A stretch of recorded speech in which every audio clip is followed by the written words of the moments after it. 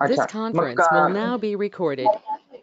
क्लासरूमच्या थोडस बाहेर यायला लागेल सर बोलताना, नाही तर इको येईल. स्पीकर ऑन केल्यावर इको येईल तुम्हाला, माईक ऑन केला. आता सर आता एकदम व्यवस्थित आवाज येतो सर.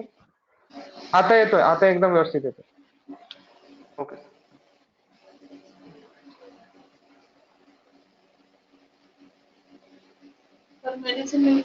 हो हो.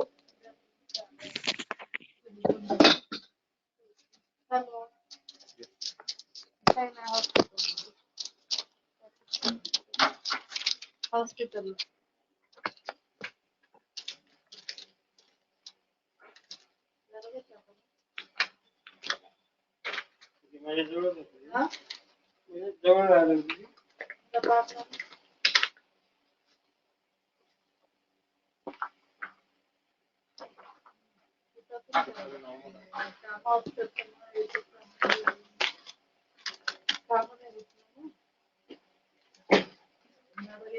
Good morning sir.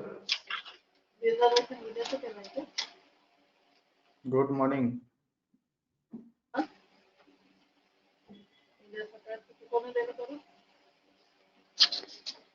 सर्व स्टुडंटनी डेलिगेटनी माईक म्यूट करायचा आहे.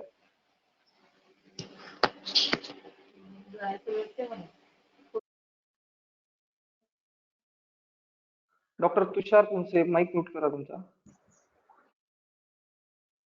Okay.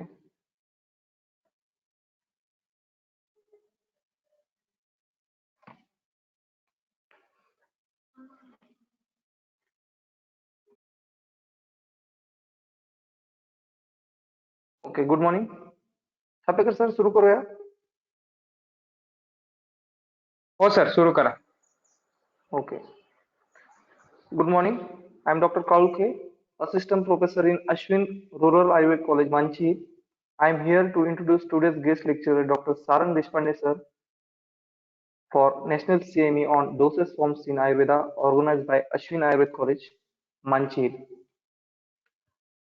Dr. Sarang Deshpande sir has completed his BMS in 2006 and post-graduation in the subject of Rashastra from MUHS Nasik in 2009, and pursuing PhD in Ayurveda from DMIMS Varda.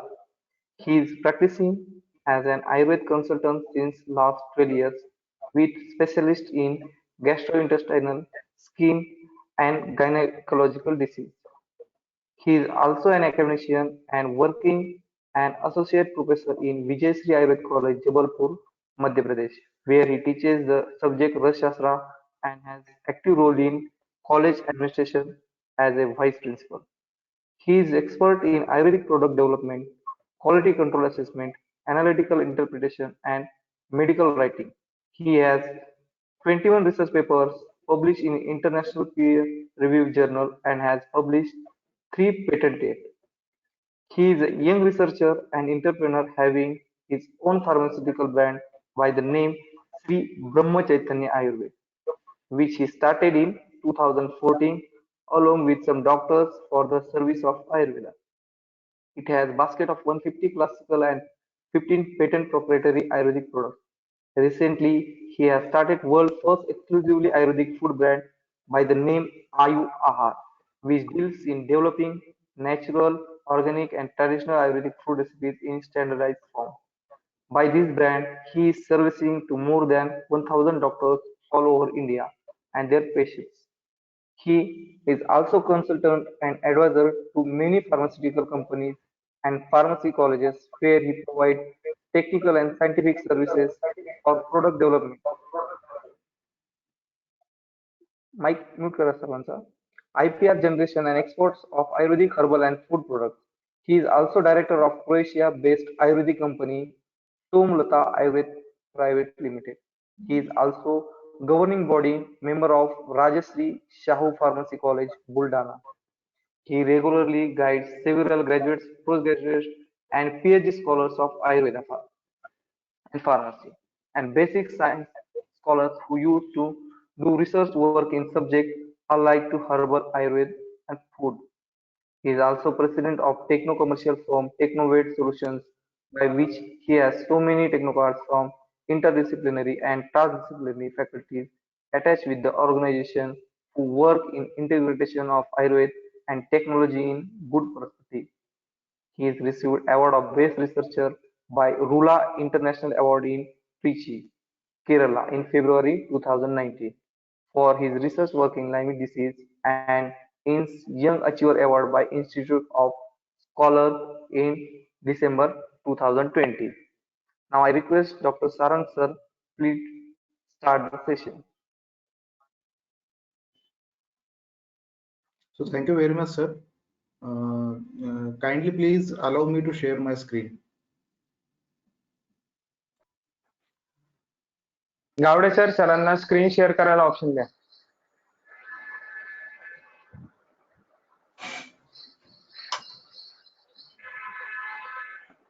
I also welcome Dr. Sarang Deshpande on behalf of all Ashwin Ayurved college staff and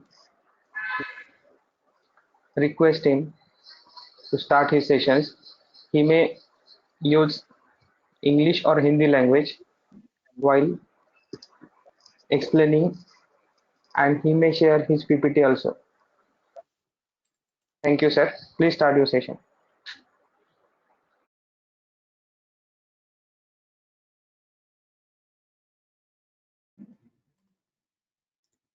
Screen share option is not allowed yet.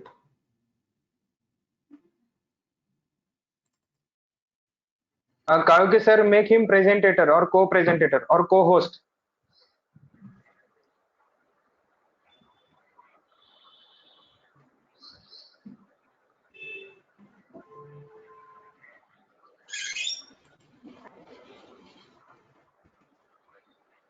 Yes.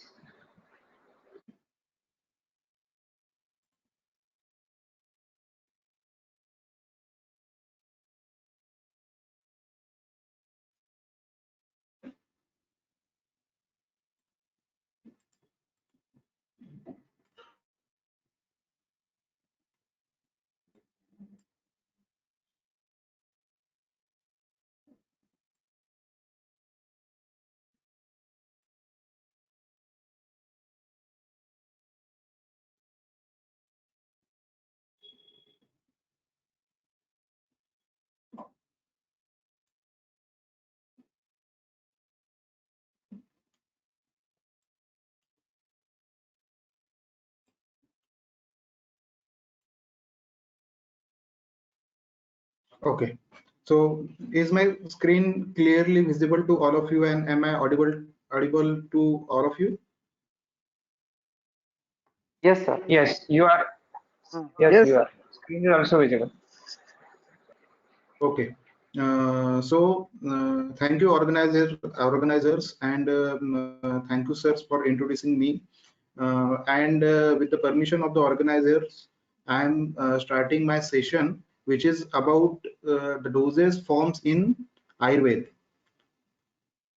So I think there are much scholars and students who are from UG and I think from PG scholars. So I would like to clear one thing, that doses form in Ayurveda. First, we have to clearly understand this topic.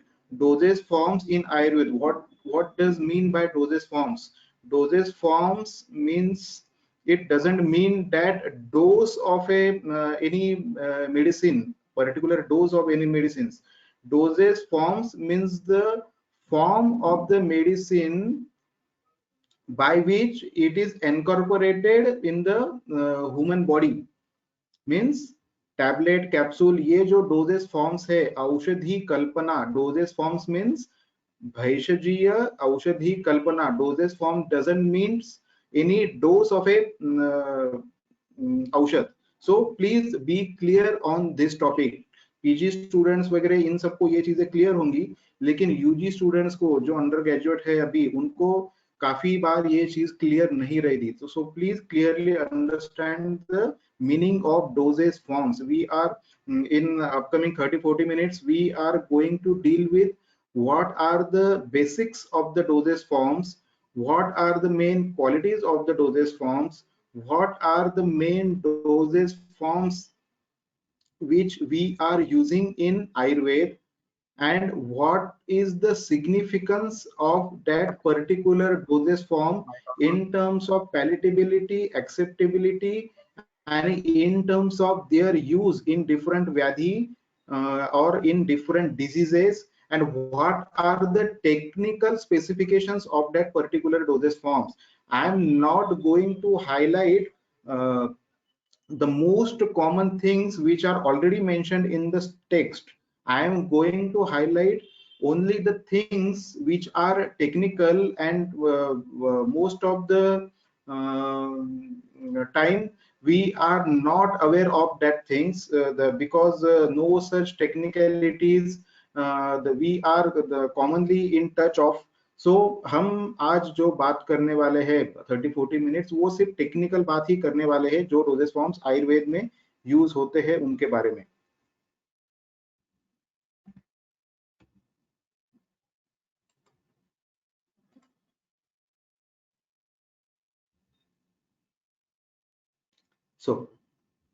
So what is drug? First we have to understand the definition of a drug.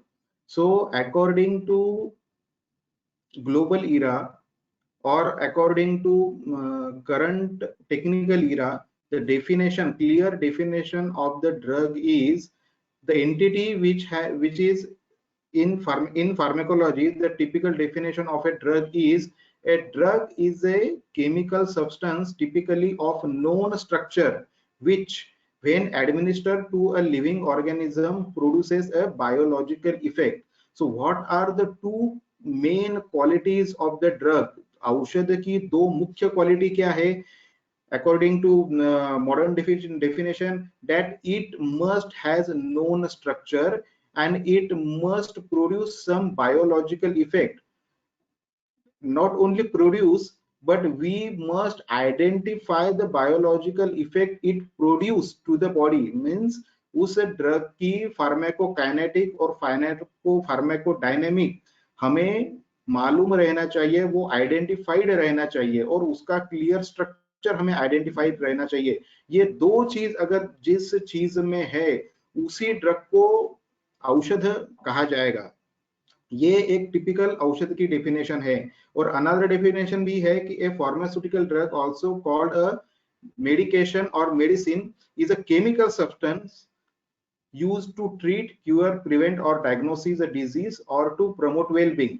मतलब modern definition में भी जो चीज किसी disease को cure करने के लिए, प्रिवेंट करने के लिए, डायग्नोसिस करने के लिए, ट्रीटमेंट करने के लिए, वेलबींग मेंटेन करने के लिए जो यूज होती है, उन सारी चीजों को ड्रग कहा जाता है, provided it must have known structure and its pharmacokinetic, it has definite pharmacokinetic and pharmacodynamic action. ये दो मुख्य क्वालिटियां उस ड्रग में होनी चाहिए, तो ही उस ड्रग को हम औषध बोलेंगे. And what is the definition according to Ayurveda? Ayurveda में बहुत ज्यादा क्लियर डेफिनेशन तो नहीं है, लेकिन आयुर्वेद में सिर्फ इतना कहा गया है कि Bhavaprakash defines drugs as a substance by which the physicians cure the disease. जिससे फिजिशियन डिजीज को क्यूर करता है, उस औषध को हम ड्रग कहते हैं. और according to Charak, there is no substance in the world which can not be used as a drug when used rationally and with a definite objective. Charak के हिसाब से ऐसा कोई भी वस्तु या चीज नहीं है जिसको हम एज ए ड्रग यूज नहीं कर सकते. और मेन औषधियों की जो मेन क्वालिटीज बताई है आयुर्वेद में, वो अल्पमात्रोपयोगित्वात्, रुचेर प्रसंगता, क्षिप्रम आरोग्यदायित्वात्. मतलब वो अल्प मात्रा में उपयोगी होना चाहिए, रुचिवान वो होनी चाहिए, और जल्दी से असरदार वो होनी चाहिए. ऐसे बेसिक जो डेफिनेशंस और क्वालिटी जो है वो आयुर्वेदिक ड्रग की कही गई है.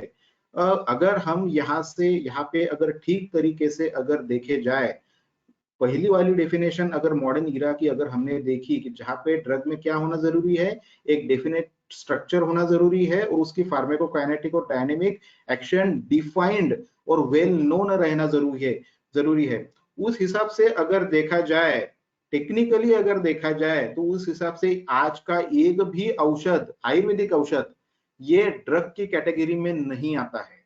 अगर सिर्फ ऊपर वाले मॉडर्न डेफिनेशन के, टेक्निकल डेफिनेशन के प्रीव्यू में अगर बात की जाए, तो एक भी आयुर्वेदिक औषध ये ड्रग की कैटेगरी में नहीं आता है, क्योंकि कोई भी आयुर्वेदिक ड्रग का ना स्ट्रक्चर डिसाइड है, ना उसका फार्माकोकाइनेटिक और डायनेमिक डिसाइड है ना।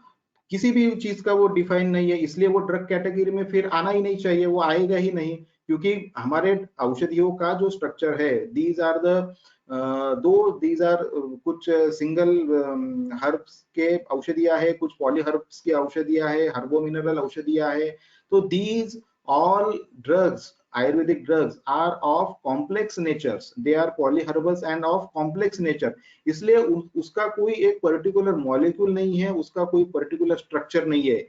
And because of that nature of the drug, we can't define exact pharmacokinetic or dynamic action of that ayurvedic drug, उसका हम कर नहीं पाते हैं, या फिर उसकी टेक्निक्स जो है इतनी अभी तक विकसित नहीं हुई है कि एखादे सिनर्जिस्टिक ड्रग की, पॉलीहर्बल मल्टी मॉलिक्यूलर ड्रग की एक्शन डिफाइन हम कर सके, उसका फार्माकोकाइनेटिक और डायनेमिक हम डिफाइन कर सके। लेकिन करना तो वो जरूरी है ही। और सबसे बड़ी विशेषता है जो आयुर्वेदिक ड्रग की कही गई है कि चरक क्या कहते हैं कि there is no substance in the world which can not be use as a drug, है ना। कोई भी ऐसी चीज नहीं है जिसको हम औषधि करके यूज नहीं कर सकते हैं। तो ये सबसे बड़ी विशेषता है अपनी आयुर्वेदिक औषधि की है। आयुर्वेदिक आहार को भी, हर चीज को भी हम औषधि मानते हैं या औषधि जैसा उसको यूज कर पाते हैं, ये सबसे बड़ी विशेषता है। मॉडर्न मेडिसिन में उन्होंने कभी भी आहार को औषध करके यूज कर सकते हैं ऐसा नहीं कहा है। अब ये कोई उनका लैकुना है या उनको कोई क्रिटिसाइज करने की बात है, ऐसा बिल्कुल भी नहीं है ना। ये अपनी विशेषताएं है और उनका जो आइडियोलॉजी ऑफ द ड्रग है वो अकॉर्डिंग टू डेफिनेशन, उनके drug according to definition they are very fit, very ideal and they are very optimistic about their particular definition of a drug, है ना। तो ये कोई किसी को क्रिटिसाइज करने की बात नहीं है, उनकी अपनी आइडियोलॉजी है, अपनी एक आइडियोलॉजी है आयुर्वेद की कि हम हर चीज को औषध के तरीके से यूज कर सकते हैं। अब आहार द्रव्य या बाकी के द्रव्य को भी हम औषध करके यूज क्यों कर सकते हैं, क्योंकि हमारा ट्रीटमेंट अप्रोच जो है, ideology of the Ayurvedic treatment is क्या है कि समदोषः समग्निश्च समधातु मल क्रिया, ये डेफिनेशंस आप सबको मालूम है। ये हमारा आयुर्वेद का ट्रीटमेंट अप्रोच है। जो भी चीज समदोष, सम अग्नि, समधातु मल क्रिया, इनको अचीव करने में हमें मदद करे, वो चीज आयुर्वेदिक ड्रग है, वो चीज आयुर्वेदिक औषध है। तो भले ही वो चीज आहार की हो, औषध की हो, हर्बल हो, मिनरल हो, मेटल हो, या कोई फिजिकल प्रोसेस भी हो, तो हर वो चीज जो हमें धातु साम्य के लिए, दोष साम्य के लिए मदद करती है, वो आयुर्वेदिक औषध है। और एलोपैथी में जो भी चीज जिसकी डेफिनेट स्ट्रक्चर और उसका काइनेटिक डायनेमिक है, उसको हम मॉडर्न ड्रग हम बोलेंगे, क्योंकि डेफिनेट उसके शब्दों में अगर देखा जाए तो एलोपैथी मतलब क्या कि जो विरुद्ध ट्रीटमेंट करे। विरुद्ध मतलब क्या, अगर कोई चीज बड़ी है उसको कम कर दे, कोई बैक्टीरिया वायरस अगर शरीर में कोई इन्वेड हुआ है, उसका इन्फेक्शन हुआ है, तो वो इन्फेक्शन को कील कर दे। मतलब जो चीज बॉडी में हुई है उस चीज के विरुद्ध चिकित्सा करके उस चीज को कम कर डालना या खत्म कर डालना, that is called as a allopathy. विरुद्ध पैथी।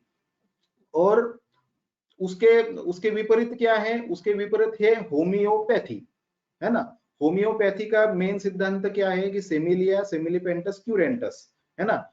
होम्योपैथी क्या बोलता है कि जो चीज शरीर में बढ़ी हुई है, जिसके वजह से शरीर दूषित हुआ है या व्याधिग्रस्त हुआ है, तो उसके पैरेलल चीजों को, दोषों को शरीर में उतना ही बढ़ाया जाए जितना दोष बढ़े हुए हैं, दोनों को एक लेवल पे लाया जाए। और दोनों जब एक लेवल पे आ जाएंगे तब वो दोनों के दोनों फिर सबसाइड हो जाएंगे, कम हो जाएंगे। तो ये होम्योपैथी का सिद्धांत है। और आपको शायद मालूम नहीं होगा कि एलोपैथी को, एलोपैथी ये नाम किसने दिया है? तो ये हैनमन ने दिया है, जो होम्योपैथी का जनक है। तो हैनमन ने ही एलोपैथी को एलोपैथी नाम दिया है। क्यों दिया है? क्योंकि उसका सिद्धांत तो होम्योस्टेसिस का था और उसके विपरीत इनका सिद्धांत था। तो उन्होंने ही, हिपोक्रेटस वगैरह इन लोगों को सुझाव दिया है कि आप अपने शास्त्र का नाम एलोपैथी रखो, होम्योपैथी के विरुद्ध एलोपैथी। अब देखिए, ये बताने के पीछे का मेरा मकसद ये है कि उस वक्त में भी साधारण 18th सेंचुरी में, उस वक्त में भी पैथी पैथी का कोई झगड़ा नहीं था, है ना। वो होम्योपैथी के हैनमन ने एलोपैथी को एलोपैथी का नाम दिया, तो तब उस वक्त भी उनका कोई झगड़ा नहीं था। अपनी अपनी आइडियोलॉजीज है, अपने अपने विचार है और अपनी अपनी ट्रीटमेंट की सोच है। तो यहाँ पे हमें भी आज हम जो सिनेरियो देख रहे हैं, उस सिनेरियो में भी हमें एक चीज इक्विलिब्रियम बिटवीन द पैथीज हमने कैसे मेंटेन करना चाहिए। तो ये काफी सीखने वाली चीज, इन चीज से मैं आपको बताना चाह रहा हूँ। तो हमने देखा definition of drug and modern drug and definition of Ayurvedic drug. Doctor Tushar please mute your mic. Doctor Tushar please mute your mic. Then what is diet or what is ahar? Ahar or diet means that contains different kinds of food in certain quantities and proportions, so that the requirement for calories, proteins, minerals, vitamins and alternative nutrients is in adequate quantities। मतलब जो भी चीज शरीर के पोषण के लिए मदद करे, शरीर को रिक्वायर्ड कैलोरीज और जो भी बॉडी बिल्डिंग और बॉडी फंक्शनिंग के लिए जरूरी जो मटेरियल्स है, प्रोटीन्स, कार्बोहाइड्रेट, फैट्स, विटामिन, इन चीजों की पूर्तता करे, उन चीजों को हम क्या बोलेंगे? डाइट और आहार। और ये इसमें कोई मॉडर्न या आयुर्वेदिक ऐसा कुछ है नहीं है ना। वो मॉडर्न डाइट का भी रोल वही है और आयुर्वेदिक डाइट का भी रोल पोषण का वही है। According to Ayurveda, what Ayurveda says, according to what Ayurveda says in for ahar, that ahar is rasa pradhan and औषध इज वीर्य प्रधान। ये आपने सीखा ही होगा कि औषध वीर्य से काम करते हैं और आहार जो है वो रस प्रधान रहते हैं। और आहार का भी मेन रोल क्या है? पोषण और न्यूट्रिशन यही है। और it can be used as a medicine. जैसे मैंने पहले बोला कि जो भी समदोष और सम अग्नि को मदद कर सके वो चीज औषध है। तो हमारा आयुर्वेदिक आहार जो है उसको हम औषध करके भी यूज कर सकते हैं। आहार में अब एक चीज आपको फिर से बताना चाहूंगा मैं कि आहार में मेन मटेरियल्स कौन से हैं? तो primary metabolites. The ahar materials are rich in primary metabolites. Which are the primary metabolites? Carbohydrate, protein, fats, these are the primary metabolites. And which are the secondary metabolites? Secondary metabolites are alkaloids, glycosides, tannins, these are the secondary metabolites. और औषध जो है, औषध द्रव्यास, आयुर्वेदिक औषध द्रव्यास और herbal औषध द्रव्यास are rich in secondary metabolites and ahara dravyas are rich in primary metabolites, है ना। And there are certain dravyas or certain herbs which contains, or almost every herb contains some quantities of primary metabolites also. So सबसे बड़ी विशेषता है herbal treatment की या Ayurvedic treatment की क्या है कि आयुर्वेदिक ट्रीटमेंट या आयुर्वेदिक हर्बल औषधियों में प्राइमरी मेटाबोलाइट्स भी है और सेकेंडरी मेटाबोलाइट्स भी है। और शरीर में जो एब्सॉर्ब होते हैं शरीर के पोषण के लिए, जो जरूरी है शरीर के टिश्यूज के पोषण के लिए जरूरी क्या है, प्राइमरी मेटाबोलाइट जरूरी है। सेकेंडरी मेटाबोलाइट्स का शरीर के पोषण से रिलेटेड कोई भी रोल नहीं है, कुछ भी रोल नहीं है ना। पोषण का काम प्राइमरी मेटाबोलाइट्स ही करेंगे, कार्बोहाइड्रेट, प्रोटीन, फैट्स, जिससे हमें एनर्जी मिलेंगी। और सेकेंडरी मेटाबोलाइट जो है अल्कोहॉइड्स, ग्लाइकोसाइड्स, फैट्स, ये बॉडी में कभी रिटेन नहीं होते, ये बॉडी में कभी भी रिटर्न नहीं होते। ये जब जाएंगे बॉडी में तो कुछ देर तक ये बॉडी में रहेंगे, बॉडी उसको आइडेंटिफाई करेंगी कि मतलब एज ए काइंड ऑफ आप फॉरेन मटेरियल ही आप समझो, है ना। लेकिन एकदम कोई बैक्टीरिया वायरस जैसा नहीं कि जिसके लिए वो एंटीबॉडीज प्रोड्यूस करे, उसके जैसा नहीं। लेकिन body identifies that some of the alkaloids, glycosides or tannins, these secondary metabolites are entered in the body, and body after some time eliminates that material from the body. Alkaloids, glycosides को body शरीर के बाहर निकाल देने का काम करती है, और फूड पार्ट जो है उसका, उसके जो कार्बोहाइड्रेट, प्रोटीन, फैट्स है उस हर्ब्स के या उस पर्टिकुलर मटेरियल के, उसको मेटाबोलाइज करती है। तो हर्ब्स की विशेषताएं क्या है कि जिनमें प्राइमरी मेटाबोलाइट्स और सेकेंडरी मेटाबोलाइट्स दोनों हैं। तो primary metabolites helps that particular herb to assimilate in the body or make body to accept that particular herb or that particular material with good views। उसको वो एक्सेप्ट करेगा क्योंकि उसमें primary metabolites है। और जैसे बॉडी आइडेंटिफाई करेंगी कि इस हर्ब में प्राइमरी मेटाबोलाइट्स के साथ साथ सेकेंडरी मेटाबोलाइट्स भी है, तो उन सेकेंडरी मेटाबोलाइट्स को एक्सक्रीट करने के लिए बॉडी अपना फार्माकोडायनामिक एक्शन क्रिएट करेंगी, है ना। और उसको जब निकालेंगी, अल्कोलाइड्स, ग्लाइकोसाइड्स को जब शरीर के बाहर निकालने का काम जब बॉडी करेंगी, तो उसके साथ वो शरीर के आम, शरीर का टॉक्सिन्स, उसको भी वो बाहर निकाल देती है। तो आम पाचन, ये एक्शन जो आयुर्वेदिक ड्रग की कही गई है, उसके पीछे ये फार्माकोकाइनेटिक और डायनामिक है, और ये समझना बहुत ज्यादा जरूरी है। तो इन चीजों के ऊपर ही बहुत अच्छा रिसर्च जरूरी है, बहुत अच्छा टेक्निकल एक्सप्लेनेशन इनका जरूरी है। इस पॉइंट ऑफ व्यू जब हम हमारे औषधों को, चीजों को जब एक्सप्रेस करेंगे, तो वो और बेटर से बेटर हम भी समझ पाएंगे और ग्लोबल वर्ल्ड को भी हम समझा सकेंगे। तो ये बेसिक इंट्रोडक्शन था Ayurveda, modern drug, Ayurvedic drug and Ayurvedic आहार का।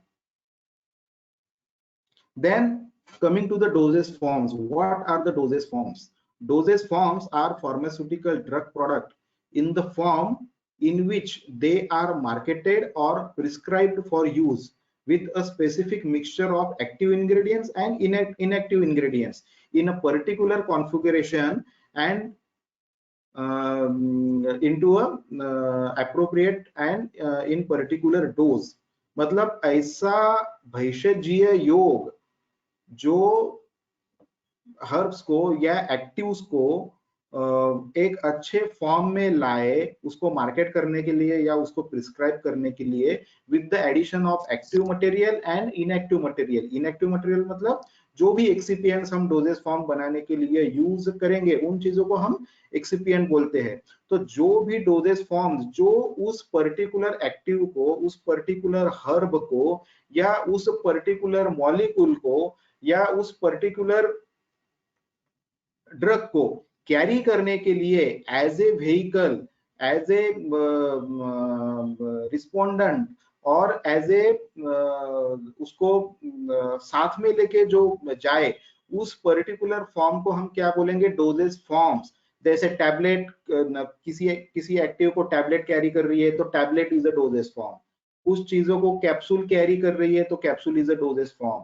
कुछ चीजों को शुगर कैरी कर रहा है, सिरप कैरी कर रहा है तो syrup is a dosage form। So this is a typical definition of a dosage form। और एक चीज मेरी बताने की रहेगी कि जैसे मैंने आपको पहले बोला कि हर्ब्स में प्राइमरी मेटाबोलाइट्स और सेकेंडरी मेटाबोलाइट्स दोनों चीजें रहती है, तो उन चीजों को वैसे देखा जाए तो क्या बोला जाता है? तो उन चीजों को बोला जाता है न्यूट्रोसिटिकल्स। मतलब ऐसी औषधियां या ऐसे मॉलिक्यूल्स जिसमें न्यूट्रिशनल पावर भी है और जिसमें फार्मास्यूटिकल पावर भी है, उन चीजों को बोला जाता है न्यूट्रोसिटिकल्स। मतलब ये एक काफी अभी एक बड़ी इमर्जिंग ब्रांच है। और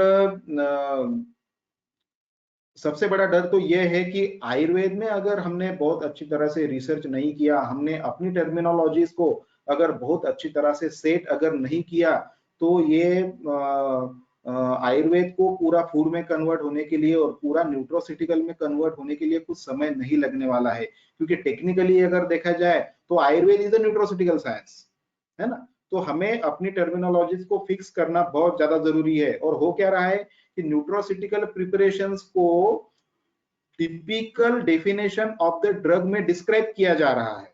और चलो ठीक है, वो होना भी जरूरी है, वो कर भी रहे हैं, है ना। लेकिन हमने भी अपनी टर्मिनोलॉजीज को फिक्स करके अपने फार्माकोकाइनेटिक डायनामिक को भी बहुत अच्छी तरह से फिक्स करना बहुत ज्यादा जरूरी है। तो काफी बार ये डिबेट होती है कि हमारा सिद्धांत अलग है, उनका सिद्धांत अलग है, हम उनके फार्माकोडायनामिक में खुद को क्यों डिफाइन करें। ये काफी जगह ये डिबेट देखी जाती है, लेकिन इस डिबेट से बचना बहुत ज्यादा जरूरी है। क्योंकि भले ही आपका कोई द्रव्य वात पित्त कफ को कम कर रहा है, ज्यादा कर रहा है, दोषों को कम ज्यादा कर रहा है, धातुओं को कम ज्यादा कर रहा है, लेकिन वो एक्ट तो बॉडी के ऊपर ही कर रहा है ना। चेंजेस वो बॉडी के ऊपर ही ला रहा है ना। तो वो बॉडी में क्या चेंजेस ला रहा है इन टर्म्स ऑफ एंजाइम्स और इन टर्म्स ऑफ मेटाबॉलिज्म, इसमें देखने में क्या हर्ज है। वो तो एक, जैसे हम फिजियोलॉजी की स्टडी करते हैं, एनाटॉमी की स्टडी करते हैं, उससे आयुर्वेद तो कुछ हैम्पर होने वाला नहीं है। वैसे ही फार्माकोलॉजी की भी स्टडी अगर हमने की, ड्रग फार्माकोलॉजी की, so that will boost our knowledge. अगर फार्माकोलॉजिकल एस्पेक्ट अगर हमें उस ड्रग का पता चलता है, तो शायद हम हमारे दोषों को, हमारे धातुओं को, उसकी साम्यता को, उनके विषमता को और अच्छी तरह से शायद डिस्क्राइब कर पाए। तो इन चीजों को बहुत पॉजिटिवली देखना जरूरी है, इन चीजों के रिसर्च को। Then what is the need of that particular dosage forms? So there are several advantage of the dosage forms. It gives identification of a drug. Doses form एक ड्रग को या एक औषध को एक आइडेंटिफिकेशन देगा। अगर हम बोलेंगे कि गुरुची इज इफेक्टिव इन फीवर और ashwagandha is best for immunomodulation, लेकिन what form of the guruchi, what form of the ashwagandha? When we say that ashwagandha quath is effective in fever, or guruchi tablet is very effective in malaria or in flu-like symptoms, then that particular drug got a certain identification. उसकी tablet है, उसका capsule है, उसका syrup है। तो dosage form gives identification to that particular drug, then accuracy in prescription and consumptions. अगर हम किसी को बोलेंगे कि चलो ठीक है, तुझे बुखार आया है, चल तू गुरुची ले ले, है ना, लेकिन गुरुची को किस फॉर्म में ले ले और किस डोज में ले ले, ये भी जरूरी है ना। गुरुची की टैबलेट लेनी है तो कितने ग्राम की मात्रा, कितने एमजी की मात्रा और कितने इंटरवल्स में वो शरीर में जाना जरूरी है, इसको अगर प्रिसाइजली मेंटेन करना है तो गुरुची को एक पर्टिकुलर डोजेस फॉर्म में कन्वर्ट करना बहुत ज्यादा जरूरी है। और वो डोजेस फॉर्म जो है वो एक्यूरेसी देता है आपके प्रिस्क्रिप्शन को, है ना। जब आपको जरूरी रहता है कि गुरुची की या अश्वगंधा की सुबह शाम 1-1 ग्राम की मात्रा जाना जरूरी है, तो वो 1-1 ग्राम की मात्रा आप कैसे दोगे? उसका पर्टिकुलर डोजेस फॉर्म अगर होगा तो ही वो आप मात्रा दे पाओगे। अगर 500 mg की एक्टिव वाली 500 mg एक्टिव वाली अगर आपकी गुरुची की टैबलेट है, तो you can definitely say that take 2 tablets 2 times a day. That means 1 gram in day in morning and 1 gram in evening. तो ऐसे 1-1 ग्राम की मात्रा हम प्रिसाइजली और बाय एक्यूरेसी हम दे पाएंगे। So it provides accuracy in the prescription and the consumption also, and protection of main ingredients and actives. काफी सारे वोलेटाइल इंग्रेडिएंट्स या शेड्यूल इंग्रेडिएंट्स ऐसे रहते हैं कि जिनको एक शेल प्रोटेक्शन देना बहुत ज्यादा जरूरी रहता है। तो doses forms like capsules, they give protection to the main ingredients or main actives. Then ease for consumption, गुरुची काढ़ा ले लो, ये इससे किसी को कोई प्रिसाइज ज्ञान नहीं होगा, लेकिन अगर गुडुची टैबलेट या गुडुची सिरप जिसका हमें प्रिसाइज डोज मालूम है, उसको हम बोलेंगे कि 5 ml XYZ सिरप ले लो which contain this much amount of active, तो अगर वो चीज अगर प्रिसाइजली डिसाइड है तो ईज ऑफ कंजम्पशन भी होगा, और assessment of the results or chances of getting good results are there are more significant chances of getting that kind of result. So ease of consumption, और according to age भी old age वाले people शायद एक एक 2-2 ग्राम की गोली या capsule शायद ना ले पाए, तो उनके लिए suitable dosage form शायद सिरप रहे, liquid dosage form रहे.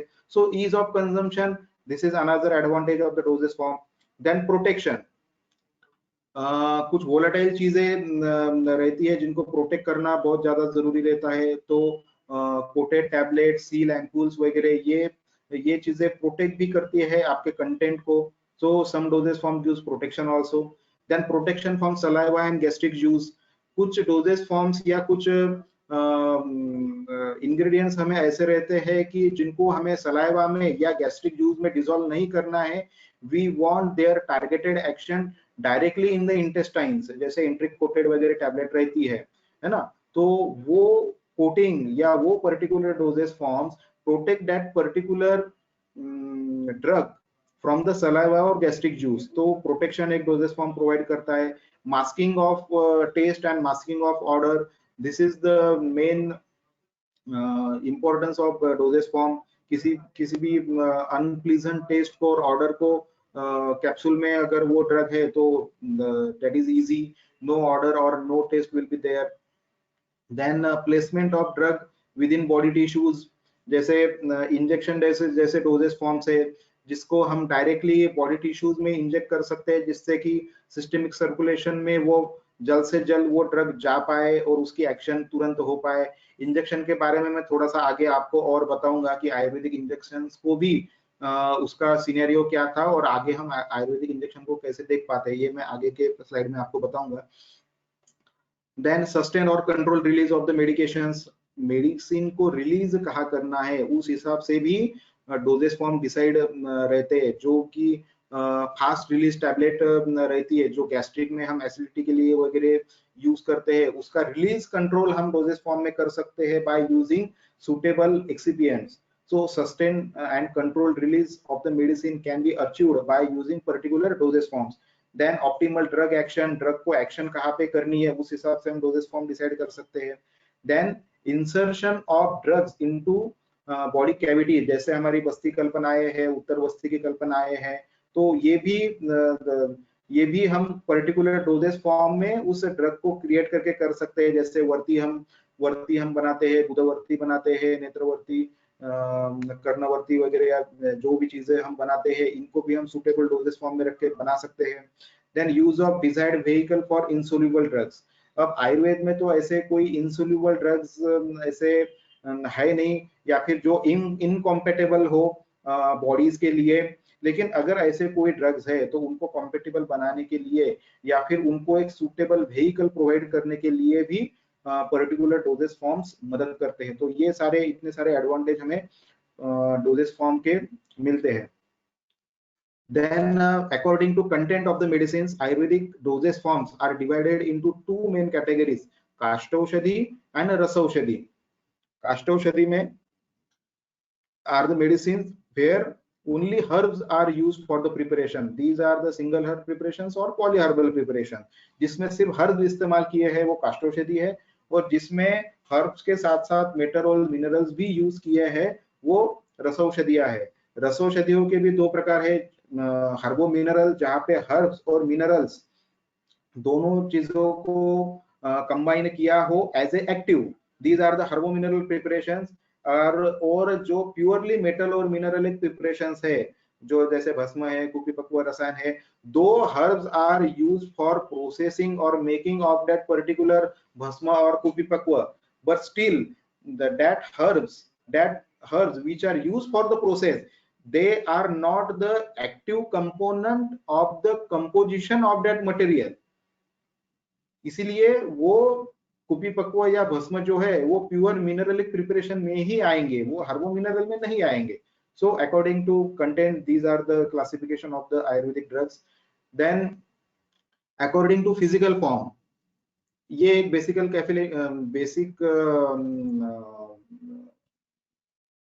ये है उसका डिवाइडेशन है कि physical according to physical form there are solid doses form, semi solid doses form, liquid doses forms and gaseous doses form according to physical form.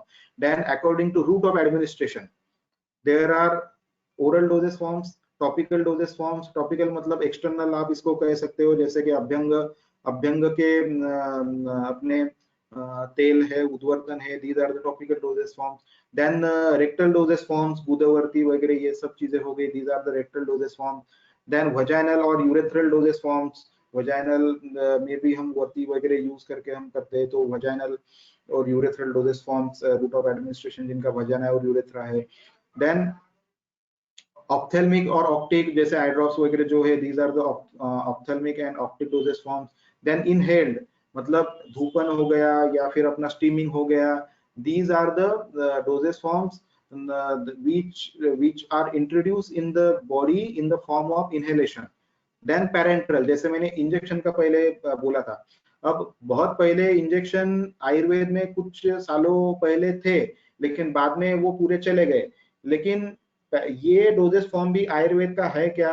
तो अभी कुछ दिन पहले जब हम आपके डॉक्टर चापेकर सर के साथ जब हम डिस्कस कर रहे थे, तो हमने पाया कि इनके रेफरेंस भी कहीं कहीं पे हमें मिलते हैं. जैसे शारंधर संहिता में सूचिका भरण रस का एक रेफरेंस है. उस रेफरेंस में कहा गया है कि अगर ये रस रक्त के साथ अगर तुरंत मिल जाता है तो मूर्छित रुग्ण भी बहुत जल्दी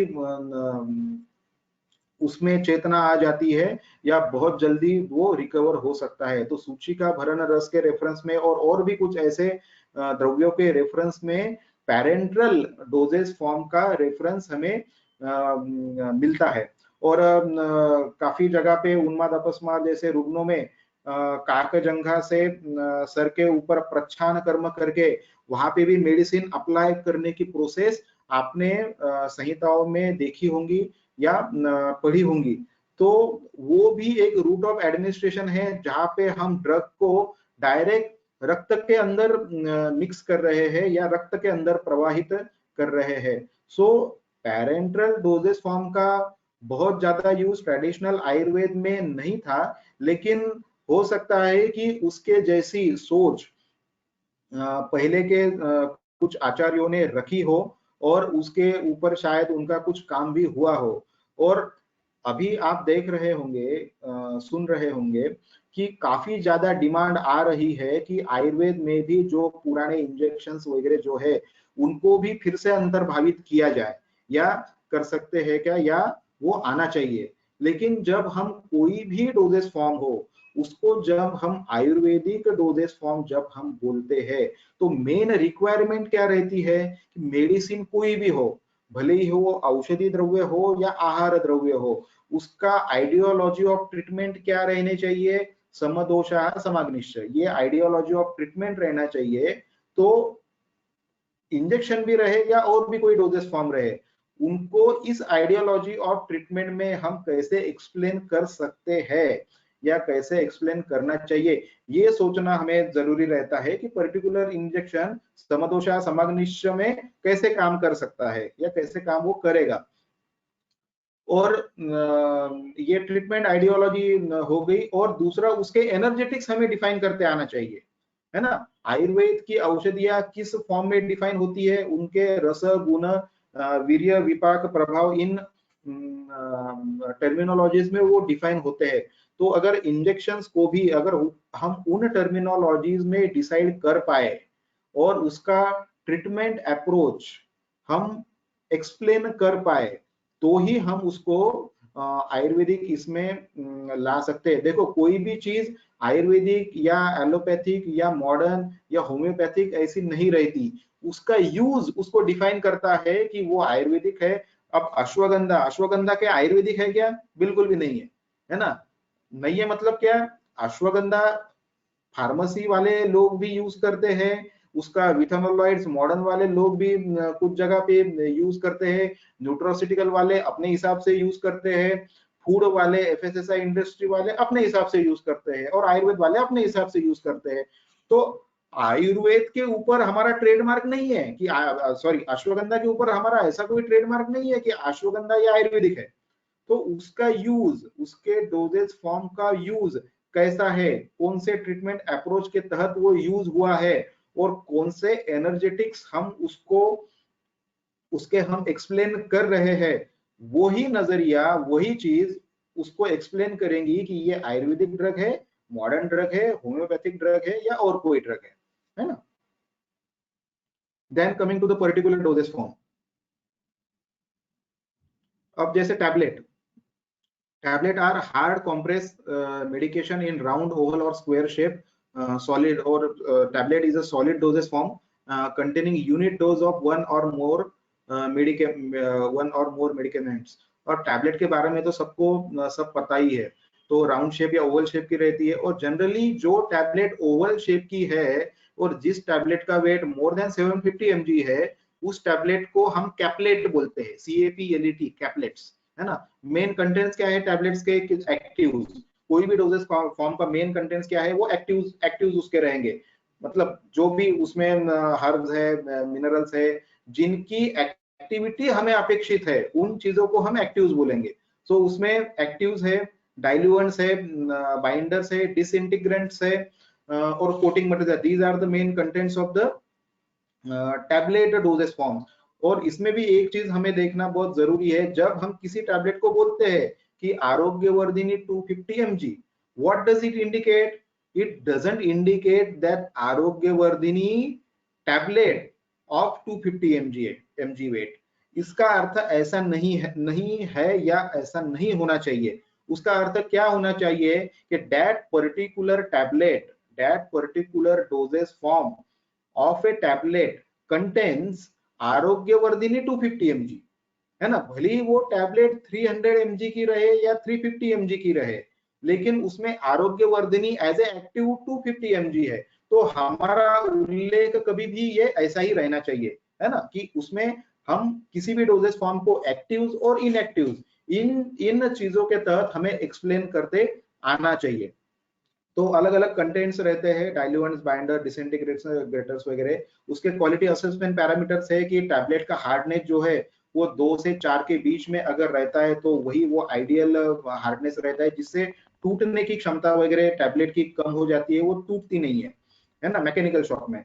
डिसइंटीग्रेशन टाइम जो है ideally not more than 15 minute रहना चाहिए। और हम भी हमारे मेडिसिन में, हमारी खुद की जो फार्मेसी है श्री ब्रह्म चैतन्य आयुर्वेद, वहां पे हमने भी ये जो कंटेंट्स है टैबलेट्स के, डाइल्यूएंट्स, बाइंडर्स वगैरह, जनरली हमारे मेडिसिन में हमारे कोई भी एक्सिपिएंट, हम 5% के ऊपर हमारे कोई भी एक्सिपिएंट नहीं है। और उतना एक्सिपिएंट यूज करने के बाद भी हमारे हर टैबलेट का डिसइंटीग्रेशन टाइम जो है वो लेस देन 10 मिनट्स है।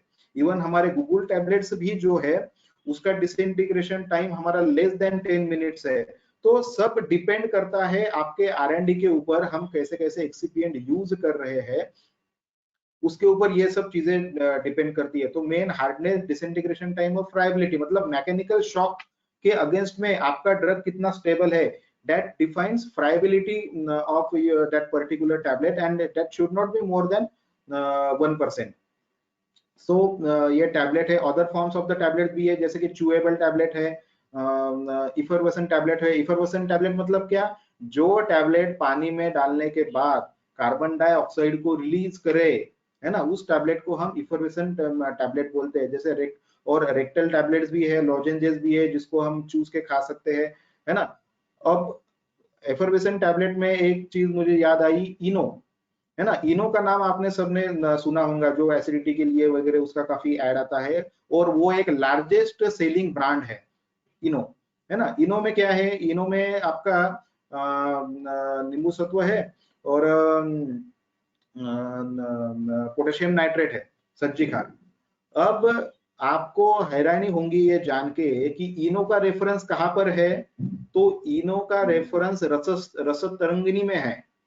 तो आपके लिए लगे तो ये होमवर्क है कि आप रसद तरंगिणी खोलो और उसमें ढूंढो कि इनो का रेफरेंस कहाँ पर है, और अगर मिलता है तो मुझे बताओ, अगर नहीं मिलता है तो मैं फिर आपको बता दूंगा कि इनो का रेफरेंस कहाँ है। मतलब देखो कि lack of the R&D, lack of the technical mindset, उसमें हमने एक बहुत बड़ा ब्रांड वैल्यू जो है वो हमने फूड इंडस्ट्री में दे दिया। इनो का अप्रूवल जो है वो FSSAI में है, वो उसका आयुर्वेदिक अप्रूवल नहीं है ना। तो ये भी आयुर्वेदिक में आते हैं। आपके ग्राइप वाटर ये भी अर्क कल्पना में वगैरह आते हैं, वो मैं आपको आगे बताऊंगा ही। बाद में according to the contents of the tablet there are various tablet, that is herbal tablets, herbo mineral tablets, purely metallo mineralic tablet, guggul kalpa मतलब जिनमें मोर देन 50% या अप टू द 50% गुगुल है, वही गुगुल कल्प है। जिसमें 5% 10% गुगुल है, we don't call it as a guggul kalpa. जिसमें गुगुल एज ए व्हीकल यूज हुआ है, योगवाही के लिए यूज हुआ है, वही फॉर्म को हम गुगुल कल्प बोलेंगे। और कम तीक्ष्णता युक्त अगर हमें स्रोतो विशोधन या स्रोतोगामित्व अगर हमें अपेक्षित है तो उस जगह पे हम गुगुल कल्प सहसा यूज करते हैं। वैसे ही लोह कल्प है कि जिसमें अप टू द 50% लोह भस्म या मंडूर भस्म यूज हुआ है, वो लोह कल्प है। लेप गुटी है जिसको हम लेप के लिए हम पानी के साथ घिसते हैं और लगा सकते हैं। घनवटी जी है, घनवटिया है जिनको घन करके हम यूज करते हैं। यहाँ पर भी जरूरी है कि quantification of the raw material घन का डिसाइड हो, उसका एक्सट्रैक्ट क्या रेशो का है, कितने इंग्रेडिएंट को यूज करके घन बनाया हुआ है, वो उसमें डिफाइन होना बहुत ज्यादा जरूरी है। और घन कल्पना जो है वो एक गुरु कल्पना है, वो पचने में लघु नहीं है, वो पचने में गुरु है। इसलिए हम हमारे यहाँ जब घन कल्पना बनाते हैं तो हम 75% ऑफ द घन and 25% of the fine powder of that same material ऐसे यूज करके हम घनवटियों की कल्पना करते हैं, जिससे उसमें लघुत्व आ जाता है।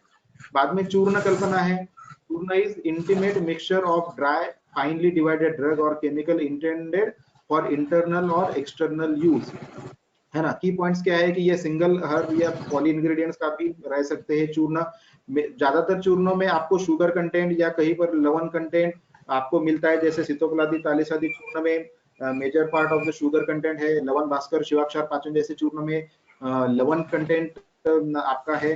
तो दीज आर शुगर हो गया, लवण हो गया, मधु हो गया, है ना, नींबू हो गया, these all are the primary grade 1 preservative, है ना। ये सब ग्रेड 1 प्रिजर्वेटिव है। अगर सफिशिएंट क्वांटिटी में अगर ये आपके फॉर्मुलेशन में अगर है तो आपको कोई अलग से प्रिजर्वेशन की जरूरत आपको नहीं पड़ती। These are the class 1 preservatives, है ना। और बाद में particle size main assessment criteria है चूर्ण का। अगर हमें भरड़ चूर्ण चाहिए तो 30 to 40 मेश का चूर्ण को हम भरड़ चूर्ण बोलते हैं। और अब फाइन चूर्ण जो है तो अबव 60 to 80 मेश वाले पाउडर्स को जो है हम फाइन करते हैं। और चूर्ण को आप जितना फाइन करते जाओगे उतना फाइब्रस कंटेंट उसका कम होते जाएगा। मतलब अगर आपको अनुलोमन के लिए अगर एक आधा चूर्ण यूज करना है, फाइब्रस कंटेंट अगर उसको आपके ज्यादा चाहिए, ज्यादा आपको जरूरी है, तो 30 to 40 मेश का चूर्ण ही आपको अनुलोमन के लिए जरूरी है। अनुलोमन का चूर्ण बहुत ज्यादा फाइन करके कोई मतलब नहीं है, क्योंकि उसका फाइबर कंटेंट लॉस हो जाएगा। So this is about the चूर्ण। देन लवण कल्प है, मशी कल्प है, क्षार कल्प है, सत्व कल्प है। अब इनका फॉर्म चूर्ण का है, इसलिए ये पाउडर डोजेस फॉर्म में आ जाएंगे। लवण कल्प में हर्ब और लवण को मिक्स करके हम कूट देते हैं और चूर्ण फॉर्म में उसको प्रिजर्व करते हैं। मशी कल्प are nothing but the carbons of that particular herbs.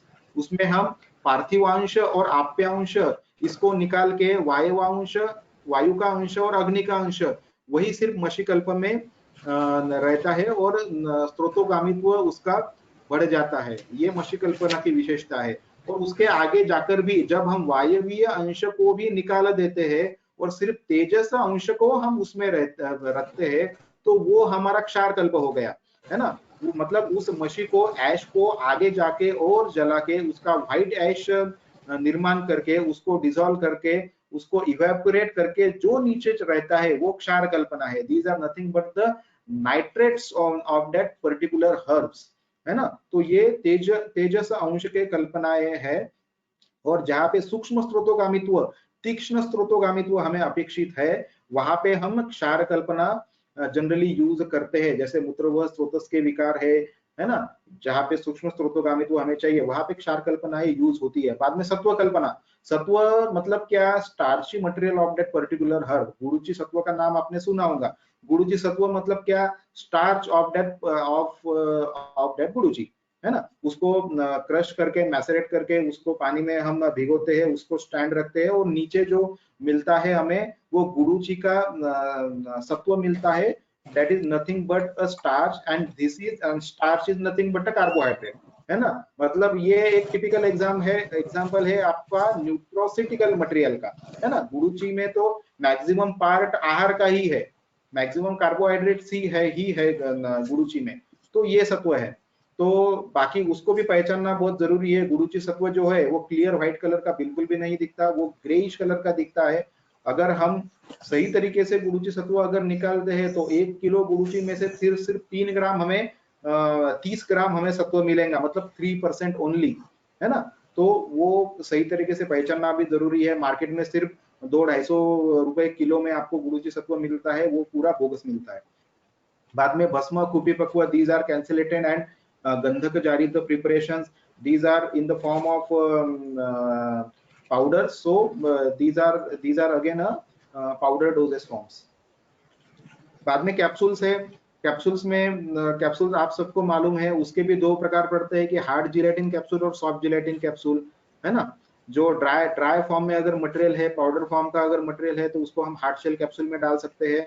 और ऑयल्स, घृत, इन जैसे अगर कोई प्रिपरेशंस है तो उसको हम सॉफ्ट शेल कैप्सूल में डाल सकते हैं। और another new technology is there that band sealed capsules, मतलब जैसे कि आप पिक्चर में देख रहे हो कि दो भाग है कैप्सूल के और बीच में बैंड सील लगा हुआ है और कैप्सूल के अंदर भी एक टैबलेट है।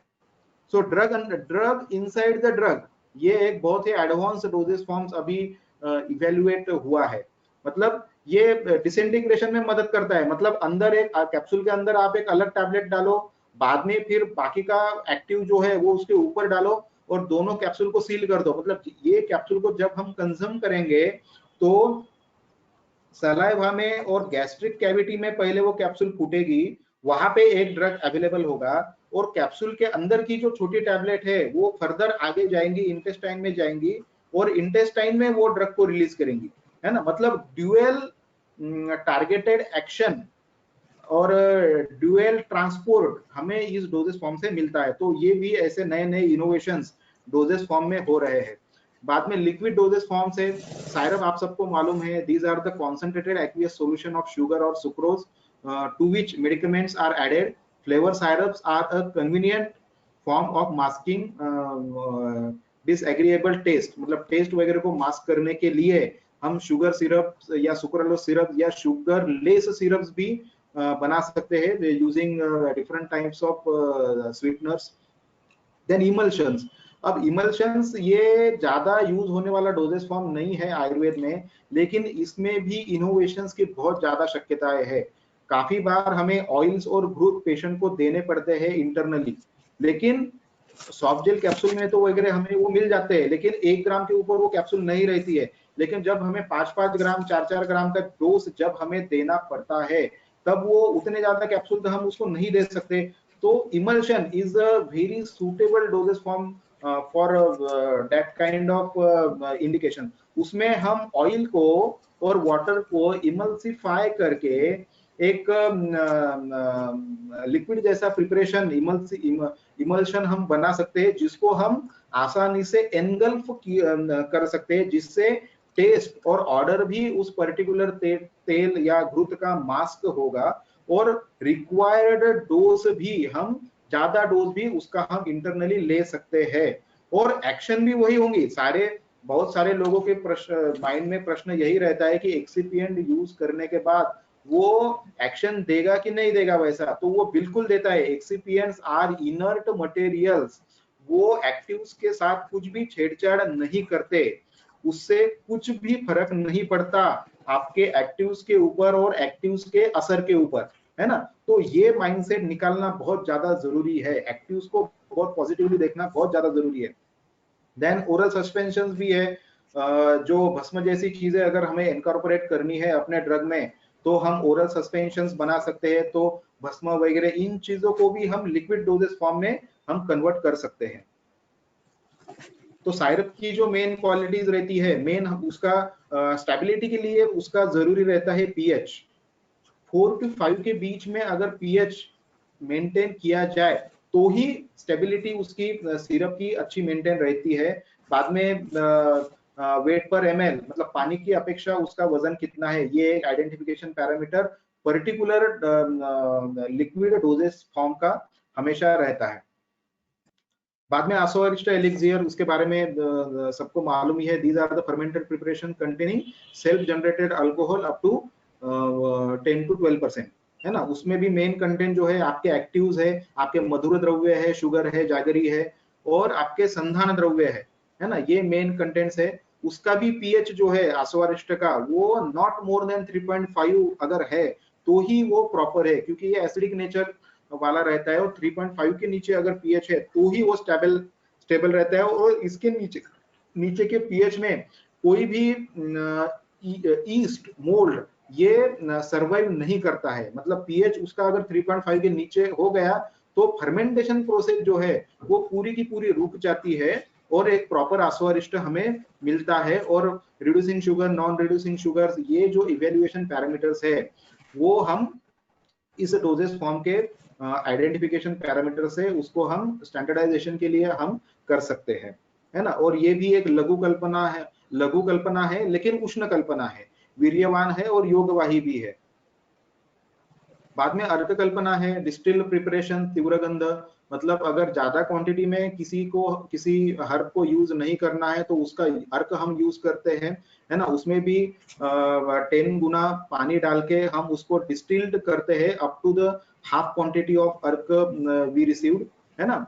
ऐसी अर्क बनाने की प्रोसेस है। उसका भी पीएच और रिफ्रैक्टिव इंडेक्स और वेट पर एमएल जो है यही उसके आइडेंटिफिकेशन पैरामीटर्स है। और विकासी गुण जो है वो अर्क में ज्यादातर रहता है, वीर्यवान वो रहता है। इसलिए बहुत ही कम डोज में, कुछ बूंद इतने कम डोज में अर्क को हम यूज करते हैं पेडियाट्रिक प्रिपरेशन में। जैसे ग्राइप वाटर मैंने बोला, है ना, वो भी अजवाइन अर्क का प्रिपरेशन है, और बाकी एक्सिपिएंट जो है वो सिर्फ डाइल्यूएंट्स उसमें है। तो अजवाइन अर्क ये मेन कंटेंट है आपके ग्राइप वाटर्स का। तो वो भी एक सुटेबल डोजेस फॉर्म है, लेकिन ज्यादातर बहुत कम जगह यह अर्क कल्पना यूज होती है। बाद में अवलेह कल्पना है। Avaleha kalpana is semi solid preparation of drug prepared with addition of jaggery, sugar and sugar candy and boiled with prescribed juices और डिकॉक्शन। तो अवलेह कल्पना, च्यवनप्राश अवलेह, ब्राह्मी अवलेह, ये सब सभी को मालूम ही है। उसके मेन कंटेंट्स एक्टिव्स है, उसमें मधुर द्रव्य है। एफओएस करके एक मटेरियल रहता है, इसको यूज करके हम शुगर फ्री अवलेह भी बना सकते हैं। हमने अभी काफी R&D की है। शुगर फ्री च्यवनप्राश तो काफी मिलता है मार्केट में, लेकिन हमने शुगर फ्री कंटका अवलेह इस चीज को भी हमने बहुत अच्छी तरह से डेवलप किया है। और जो शुगर के कारण, जैसे डायबिटीज वाले अगर प्रमेही वाले रुग्ण हैं तो वो नहीं ले पाते हैं, ज्यादा इन्फ्लेमेशन को प्रोन जो पेशेंट्स है वो भी बहुत ज्यादा शुगर का सेवन नहीं कर सकते हैं।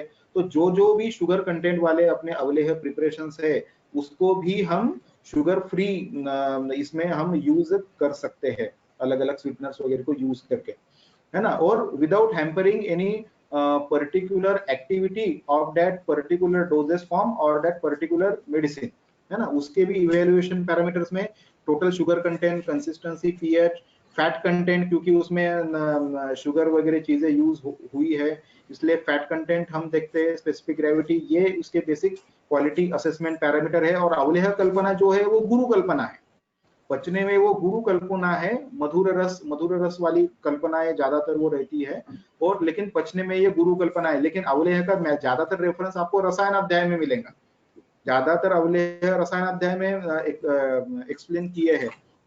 इसलिए डिजीज और डोजेस फॉर्म इनका भी बहुत ही पर्टिकुलर रिलेशनशिप है, वो भी मैं आपको बताऊंगा।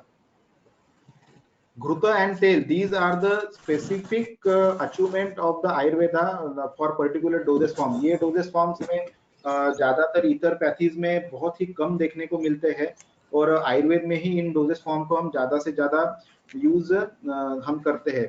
उसमें भी तेल और घृत में मूर्छन करना बहुत ज्यादा जरूरी रहता है। Fortification of the oil and growth को वो मदद करता है, और रांसिड वैल्यू कम करने में मूर्छना बहुत ज्यादा मदद करती है। उसके भी असेसमेंट पैरामीटर्स में refractive index, acid value, peroxide value, specific gravity, यही उसके बेसिक असेसमेंट क्राइटेरियाज है। Then cream, lotions, gels and ointments, ये भी एक्सटर्नल डोजेस फॉर्म्स है। इसमें मैं सिर्फ आपको शॉर्ट में बताता हूँ कि क्रीम में वाटर एंड ऑयल ये दोनों का इमल्शन रहता है, तो वो क्रीम डोजेस फॉर्म है। लोशंस में lotions only carry the material, उसमें पैराफिन्स रहते हैं, white shop paraffin, liquid paraffin, वो किसी भी औषध के साथ इमल्सिफाई नहीं होते या मिक्स नहीं होते, they just carry the material, है ना। और जेल में जो है ये जनरली एक्वियस प्रिपरेशंस रहते हैं, और इसलिए जहां पर एक्वियस एनवायरनमेंट ज्यादा है, एक्वियस एनवायरनमेंट में ड्रग का डिसॉल्व होना हमें अपेक्षित है, तो उस जगह हमने क्या यूज करना चाहिए, जेल यूज करना चाहिए, है ना। और जहां पे हमें पेनिट्रेशन ज्यादा अपेक्षित है वहां पे हमने क्रीम यूज करना चाहिए, और जहां पे हमें मेडिसिन का सस्टेन रहना अपेक्षित है कि वो त्वचा के ऊपर या पर्टिकुलर टारगेट के ऊपर ज्यादा से ज्यादा देर तक बना रहे, ये अगर हमारी अपेक्षा है तो वहां पे हमने ऑइंटमेंट्स यूज करना चाहिए। तो ये डोजेस फॉर्म वाइज हम प्रोडक्ट डेवलपमेंट के अलग अलग क्राइटेरियाज को यूज करके अगर हमने बताया तो वो ज्यादातर यूज, अगर पाइल्स के लिए अगर हम कोई ऑइंटमेंट बनाते हैं ना तो वो उतना यूजफुल नहीं होगा जितना जेल यूजफुल होगा पाइल्स के लिए। तो उसके भी अलग अलग असेसमेंट पैरामीटर्स है। अभी समय काफी हो गया है इसलिए मैं थोड़ा सा जल्दी खत्म करता हूँ। बाद में आहार कल्पना, जैसे मैंने पहले बोला कि आहार भी औषध जैसे यूज होते हैं, तो आहार की तो काफी सारी कल्पनाएं है, मंडपेय, विलेपी है ना, प्रमथ्या है, यूष है, कुशरा मतलब खिचड़ी है, प्रसन्ना ये भी सूरा कल्पना में आती है, रसाला, श्रीखंड, पानक, कैरी का पन्ना वगैरह हम यूज करते हैं, सत्तू। तो ये सारी की सारी आहार कल्पनाएं। अब डोजेस फॉर्म, मॉडर्न वाले तो आहार को डोजेस फॉर्म नहीं मानते हैं, आयुर्वेद वाले मानते हैं, हमारे इसमें वो है, इसलिए मैं आहार को एक्सप्लेन कर रहा हूँ। तो आहार की काफी सारी कल्पनाएं हैं जो हम effectively as a doses form हम यूज कर सकते हैं।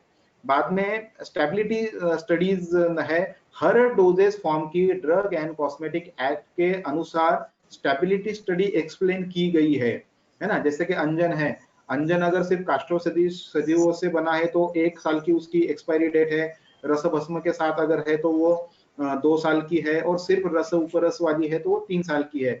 अर्क कल्पना की 1 साल है। आस्वारिष्ट की वैसे तो जैसे पुराने उतने अच्छे माने जाते हैं, लेकिन रेगुलेटरी पॉइंट ऑफ व्यू उसको हम do not have expiry date ऐसा हम नहीं लिख सकते, इसलिए आस्वारिष्ट की एक्सपायरी डेट जो है वो 10 साल है।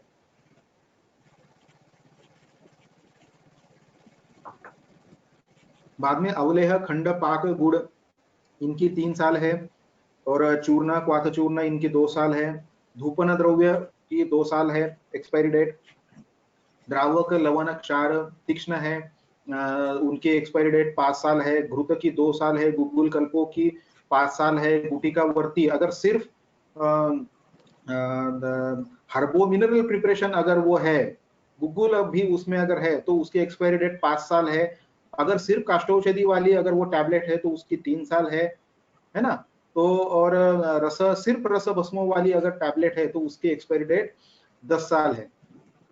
बाद में ईयर ड्रॉप्स वगैरह की एक्सपायरी डेट 2 साल है। कुपिपक्व रसायन की ये भी जितने पुराने उतने अच्छे रहते हैं, उनकी भी 10 साल है। बाद में मलहर 3 साल, लोहकल्प 10 साल, और नाग भस्म, वंग भस्म और ताम्र भस्म they have tendency to regain their original structure after some time, इसलिए इन भस्मों की एक्सपायरी डेट जो है वो 5 साल है। नेत्र बिंदु की 1 साल है और परपटी की 10 साल है। अब स्टेबिलिटी स्टडी मतलब क्या कि वैसे टिपिकल डेफिनेशन अगर स्टेबिलिटी स्टडी की देखी जाए तो जो एक्टिव्स हमारे है उसका quantification over the period of time जब 10% से ज्यादा कम होता है तो वो पीरियड जो है वो पीरियड आपका स्टेबिलिटी का पीरियड रहता है, या वो पीरियड जो है वो आपका एक्सपायरी का पीरियड रहता है। मतलब अगर आपका पैरासिटामोल ड्रग है उसमें each tablet of paracetamol contains 100 mg of paracetamol, अगर उसका कंपोजिशन है तो 100 mg ऑफ पैरासिटामोल का कंटेंट जब 90 mg तक आ जाएगा, ज्यादा देर तक रहने के बाद, ज्यादा समय तक रहने के बाद, और वो 90 mg तक जिस डेट को आता है, जिस समय को आता है, जितने साल बाद आता है, उतना समय जो है उसका एक्सपायरी डेट रहता है। तो वैसे देखा जाए तो ये स्ट्रिंजेंट इवेल्युएशन आयुर्वेदिक ड्रग में कर पाना बहुत ज्यादा मुश्किल है, लेकिन ये एक एरिया है जहाँ पे बहुत ज्यादा रिसर्च की जरूरत है, बहुत ज्यादा एमडी पीएचडी के टॉपिक्स होना बहुत ज्यादा जरूरी है। ये बहुत ही आवश्यक एरिया है आयुर्वेदिक रसशास्त्र और आयुर्वेद रिसर्च के लिए। तो ये और कुछ स्टेबिलिटी डाटा है। तेल की जो है वो 3 साल है। बाद में डिजीज डोज रिलेशनशिप, मैंने जैसे बताया कि लवण क्षार कल्प जो है, इनका रेफरेंस आपको ज्यादा से ज्यादा गृहणी उदर अध्याय में मिलेगा। लवण कल्प वाले चूर्ण जो है वो भी आपको गृहणी उदर अध्याय में आपको ज्यादा से ज्यादा मिलेंगे। रसायन द्रव्य जो है वो रसायन इफेक्ट के लिए हमें अवलेह का डोजेस फॉर्म के ज्यादा से ज्यादा उल्लेख हमें मिलते हैं। मानसिक विकार जो है, उन्माद अपस्मार जैसे विकार है, उसमें घृत डोजेस फॉर्म हमें ज्यादा से ज्यादा देखने को मिलता है। स्किन के लिए हम गुगुल कल्पों को ज्यादा से ज्यादा यूज कर सकते हैं, क्योंकि वो कंपेरेटिवली कम तीक्ष्ण है और सूक्ष्म स्रोतोगामित्व उनका ज्यादा है। तो स्किन के लिए गुगुल कल्पों का ज्यादा से ज्यादा यूज बताया हुआ है। दीपन पाचन, जहाँ पे सिर्फ दीपन पाचन हमें अपेक्षित है, हिंगू जैसे वगैरह द्रव्य है, वहां पे चूर्ण कल्पना का यूज ज्यादा से ज्यादा बताया हुआ है। तो ये मैं इसलिए बता रहा हूँ कि अगर आपको कोई पेटेंट प्रोप्राइटरी मेडिसिन अगर डेवलप करना है, अपना कोई अलग फॉर्मुलेशन अगर आपको डेवलप करना है कोई पर्टिकुलर डिजीज के लिए, तो आपने इस चीज को भी देखना जरूरी है कि ग्रंथों में कौन से डिजीज के लिए कौन से डोजेस फॉर्म स्पेशली बताए गए हैं। तो उन डोजेस फॉर्म्स के ऊपर को मद्देनजर रखते हुए अगर हमने अपने पेटेंट प्रोप्राइटरी मेडिसिन डेवलप किए, कंपनी ने अगर उनके अच्छे पेटेंट प्रोप्राइटरी मेडिसिन डेवलप किए, तो ज्यादा से ज्यादा पॉसिबिलिटी रहेंगी उनके अच्छे स्टेबिलिटी की और अच्छे रिजल्ट्स की। तो ये कुछ इनोवेशंस है जो हमने किए हैं डोजेस फॉर्म्स में। मंडपेय विलेपी यूष आप सबने सुना है, तो उनको हमने प्रीमिक्स फॉर्म में कन्वर्ट किया है। वैसे मंडपेय विलेपी बनाने के लिए कम से कम देखा जाए तो आपको कम से कम पौने घंटे का समय लगता है। उनको गैस में कुक करो, बाद में उसको फिल्टर करो, फिर से कुक करो, इन सारी चीजों में काफी समय चला जाता है। तो हमने ये जो प्रीमिक्सेस पेया और यूज हमने डेवलप किए हैं वो within 30 seconds according to typical classical reference ये तैयार हो जाते हैं। तो ये इनोवेशन डोजेस फॉर्म में हमारी कंपनी ने और हमारे पूरे टीम ने ये किया है। सत्तू एक डोजेस फॉर्म है। यवक्षार वगैरह आपने सुना है, यव का नाम बहुत अच्छा लेखन करने वाला ड्रग है, लेकिन रिमेडी फॉर्म में वो अवेलेबल नहीं है कहीं पर भी, इसलिए ज्यादा यूज नहीं होता। हम भी पेशेंट को बोलते हैं कि बार्ली का सत्तू ले लो या बार्ली की आटे की रोटी खाओ, लेकिन पेशेंट ज्यादा से ज्यादा 1 या 2 दिन तक वो करता है, बाद में वो नहीं करता है। तो इनको इन चीजों में ईज लाने के लिए और पेशेंट के हिसाब से भी ईज और वैद्य या डॉक्टर के हिसाब से भी ईज और एंटायर आयुर्वेद के हिसाब से भी ईज, तो ये लाने के लिए ये innovations in the doses form बहुत ज्यादा जरूरी है। और आयुर्वेद ग्लोबल लेवल पे तभी जाएगा जब आयुर्वेद का हर औषध या हर ट्रीटमेंट मोडेलिटी हमें in terms of remedy available होंगी।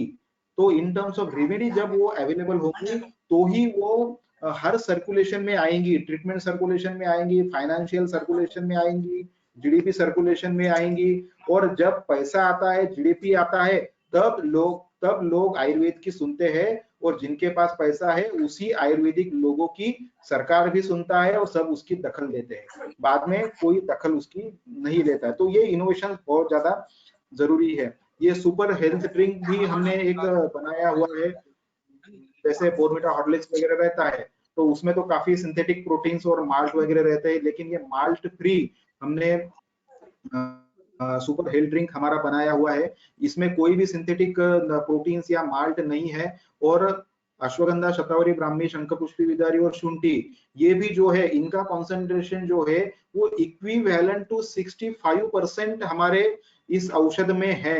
ऐसा नहीं है कि 2-4-5% हमने हर्ब डाल दिया और उसको आयुर्वेद आयुर्वेद कह के हमने अपना मार्केटिंग चालू कर दिया। नहीं, ऐसा बिल्कुल नहीं है। 65% ingredients in the form of घना हमने यूज करके और लो ग्लाइसेमिक इंडेक्स वाली शुगर यूज करके कल्प को बनाया हुआ है, ताकि प्रमेही लोग, छोटे बच्चे, एल्डर और ओल्ड एज पीपल्स वाले लोग भी उसको उनको हम दे सके और बहुत अच्छा इफेक्ट अश्वगंधा, शतावरी, ब्राह्मणी, शंखपुष्पिका इनको एक डोजेस फॉर्म के तहत हम दे सके और एज ए डाइट भी हम इसको ले सकते हैं और एज ए थेरेपेटिक यूज भी हम इसको ले सकते हैं। So this is all from me. बहुत ज्यादा समय हो गया, सॉरी फॉर दैट। लेकिन अगर आपके कुछ क्वेश्चंस अगर इसके ऊपर है तो you are welcome. So over to you sir.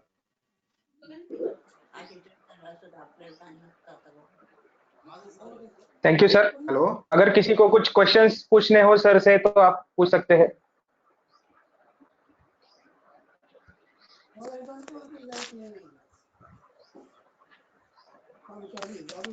Hello नाही दास आहे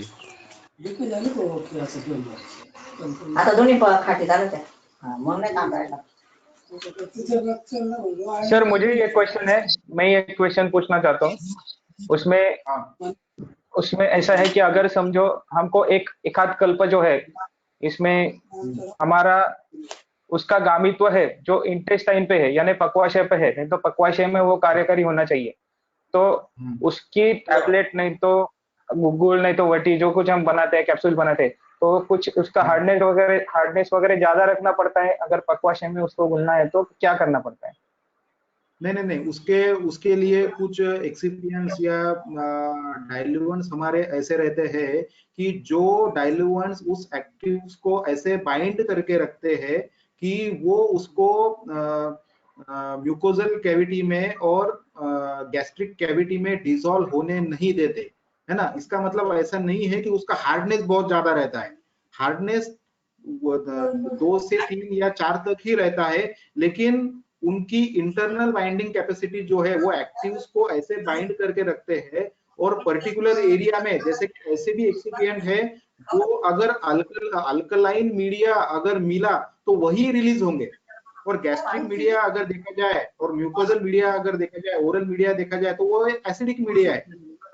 तो ऐसे एक्सिपिएंट है जो एसिडिक मीडिया में डिसॉल्व ही नहीं होते, और जब हम आमाशय से आगे जाते हैं, ग्रहणी के बाद हम जाते हैं, तो वहां पे अल्कलाइन मीडिया चालू हो जाता है, अल्कलाइन जूसेस मिक्स होते हैं और अन्न भी अल्कलाइन नेचर में कन्वर्ट हो जाता है, तो वो ड्रग भी वहां पे डिसॉल्व हो जाते हैं, तो उसका डिजायर्ड एक्शन हमें मिलता है। तो अगर आप देखो ना तो लवण कल्प जो है, लवण जहां पर भी है, लवण पाचन में मदद करता है। तो लवण जो है वो अन्न को अल्कलिनिटी देने के लिए बहुत ज्यादा जरूरी है। लवण अगर इंटेस्टाइन में अगर मिक्स होता है किसी भी फूड में या अन्न में, तो ज्यादा अच्छी तरह से इफेक्ट हमें दे पाता है। तो ऐसे एक्सिपिएंट्स है, उसमें हार्डनेस बढ़ाने की जरूरत नहीं रहती है, हार्डनेस उतना ही रहता है। ओके लेकिन वहां पे होता है targeted action. Okay, thank you sir. Please बाकी के लोग आपको म्यूट करके रखिए। और एक क्वेश्चन है सर, बहुत सारे कंपनी के जो मेडिसिन है वो डॉक्टर भी कंप्लेन करते हैं, पेशेंट भी कंप्लेन करते हैं, ऊपर से लेने के बाद नीचे से वो से टैबलेट वैसे के वैसे ही पड़ जाती है, तो उसके बारे में क्या कहेंगे आप? उसमें भी हमें particular ratio of the excipient जो है ना वो डिसाइड करना बहुत ज्यादा जरूरी है। ज्यादातर लोग क्या करते हैं कि एकदम ट्रेडिशनल जो है ना, बहुत ज्यादा शुगर लेते हैं या बहुत ज्यादा हनी लेके या गुड़ लेके उससे बाइंडिंग कर देते हैं, लेकिन बाइंडिंग के साथ साथ उसका डिसोल्यूशन देखना भी बहुत ज्यादा जरूरी रहता है। उसका बाइंडिंग भी अच्छा हो, डिसोल्यूशन भी अच्छा हो, ये देखना भी बहुत ज्यादा जरूरी रहता है। इसलिए पर्टिकुलर फॉर्म में बाइंडर्स को डिसाइड करना बहुत ज्यादा जरूरी है। जैसे मेज स्टार, एमसीसी जैसे बाइंडर्स हम यूज करते हैं तो वो बाइंडिंग कैपेसिटी भी बहुत अच्छे देते हैं और डिसइंटीग्रेशन भी बहुत अच्छे देते हैं। हमारी कंपनी की अगर आप कोई भी टैबलेट लोगे, इवन लघु सूतशेखर रस, धात्री लोहा, ये टैबलेट्स तो च्यूएबल टैबलेट जैसी है हमारी, है ना। मैक्सिमम डॉक्टर्स तो उसको सिर्फ चूसने के लिए बोलते हैं ताकि रस से ही, जिह्वा से ही उसकी एक्शन शुरू हो जाती है। हमारे लघु सूतशेखर, कामदुधा रस, इसका disintegration time less than 2 minutes है। लेकिन अगर आप हाथ से अगर कामधुता को तोड़ने जाओगे ना तो बहुत हार्ड लगेंगे आपको, वो जल्दी टूटेंगे नहीं। लेकिन अगर आप जिह्वा पे उसको रखेंगे तो 2 मिनट के अंदर डिसॉल्व हो जाएंगी। तो ये पूरी अपने अपनी कंपनी के R&D के ऊपर डिपेंड रहता है और अपने सोच के ऊपर डिपेंड रहता है। Thank you sir. और किसी को पूछना है कुछ? आणखी कोणाला प्रश्न विचारायचे आहेत का? ठीक है, ओके सर मला एक प्रश्न आहे। हाँ हाँ सर बोला मुझे सर। क्वेश्चन पूछना है, मैं वैद्य मंदार बन गए। हाँ बोलिए सर सर। एक बात पूछनी थी, ये कुछ सालों पहले जब मैं स्टूडेंट लाइफ में था तब मैंने कुछ इंजेक्शंस देखे थे, और जैसे गोक्षूर वगैरह के इंजेक्शन यूज भी किए थे सिद्धि फार्मेसी के। तो आपने जिक्र अच्छा। किया अभी आपके लेक्चर में इंजेक्शंस का, सूचिका भरण रस का। तो ये जो हाँ। पेरेंटरल रूट है, कुछ दिन पहले हमारा एक ग्रुप है वहां पे डिस्कशन चल रहा था इंजेक्शंस के बारे में। तो ये रूट हाँ, ये हाँ। आयुर्वेद को मान्य नहीं है, ऐसी वो ग्रुप पे डिस्कशन था, बहुत सीनियर वैद्य है उसमें। तो ये रूट आयुर्वेद को मान्य नहीं है, ये एक बात आई थी। दूसरी बात ये थी कि जो हमारे ड्रग्स है उनको अग्नि संस्कार अपेक्षित है, जब पेट में जा तब जब हम देते हैं तो उसके ऊपर अग्नि का संस्कार होके वो द्रव्य काम करेंगे, जो औषधि कल्प है वो काम करेंगे। और उससे उसके भी कुछ इंजेक्शन, जैसे महावात विध्वंस का भी इंजेक्शन आता था उस जमाने में, अभी कई सालों पहले वो बंद हो चुके हैं। तो ये जो इंजेक्शन है, ये जो पेरेंटरल रूट है, उसका ये जो रूट है वो कैसे देखते हैं आप? मतलब